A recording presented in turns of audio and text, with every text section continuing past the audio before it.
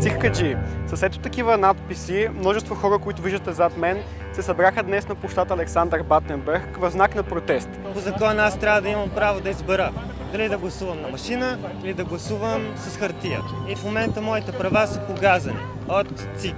Няма как 30 години и повече вече да ни правят на бълъци една шайка назначени в Централната избирателна комисия хора, които си треперят за постовете заради Пеевски, Борисов и всякакви подобни. Давно да се ангажират с отмяната на предложението. Чувствам се, че ще участвам в една голяма измама, която подготвят. Като отменят машините, ние се връщаме в хипотезата от 2019 година, когато над 600 000 български гласа са били отменени като невалидни.